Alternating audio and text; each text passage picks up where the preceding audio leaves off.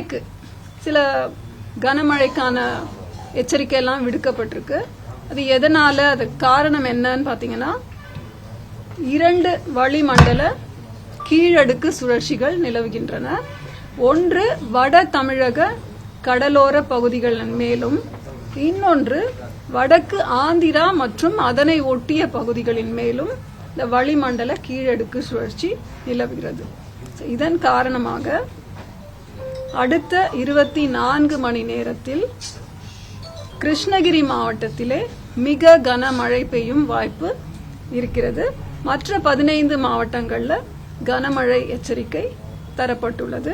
அது திருப்பத்தூர், திருவண்ணாமலை, விழுப்புரம், தர்மபுரி, கள்ளக்குறிச்சி, சேலம், ஈரோடு, நாமக்கல், நீலகிரி, கோவை மாவட்ட மலைப்பகுதிகள், திண்டுக்கல், தேனி, மதுரை, தென்காசி மற்றும் புதுச்சேரி. இந்த சில இடங்களிலே இடி மின்னலுடன் கூடிய மழை மற்றும் பலத்த காற்று 30 to 40 கிலோமீட்டர் வேகத்திலே கூடிய மழை பெய்வதற்கான வாய்ப்புள்ளது தமிழகத்தின் சில இடங்களில். டே 2, அதாவது 11/10/2025 ஒரு மாவட்டத்திற்கு மிக கனமழை எச்சரிக்கை விடுக்கப்பட்டுள்ளது. அது நீலகிரி மாவட்டம். மற்ற 10 மாவட்டங்கள்ல திருப்பத்தூர், திருவண்ணாமலை, தர்மபுரி, சேலம், காட் ஏரியாஸ் ஆஃப் கோயம்புத்தூர், திருப்பத்தூர், திண்டுக்கல், தேனி, மதுரை, சிவகங்கையில கனமழை எச்சரிக்கை தரப்பட்டுள்ளது. 11ஆம் தேதி கூட இடி மின்னலுடன் கூடிய மழைக்கான வாய்ப்பு இருக்கிறது. அப்புறம் 12 மற்றும் 13 தேதிகளிலே மேற்கு தொடர்ச்சி மலை ஒட்டிய மாவட்டங்களிலே சில மாவட்டங்களுக்கு கனமழை எச்சரிக்கை விடுக்கப்பட்டுள்ளது.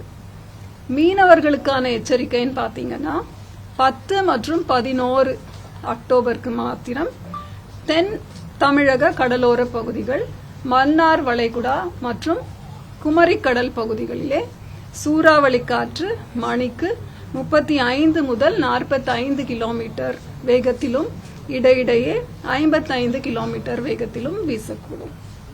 சென்னையை பொறுத்தவரை வானம் ஓரளவு மேகமூட்டத்துடன் காணப்படும். நகரின் சில பகுதிகளில் லேசானது முதல் மிதமான மழைக்கான வாய்ப்பு உண்டு. அதிகபட்ச வெப்பநிலை 34 டிகிரி செல்சியஸும் குறைந்தபட்ச வெப்பநிலை 24 to 25 டிகிரி செல்சியஸை ஒட்டியும் இருக்கக்கூடும்.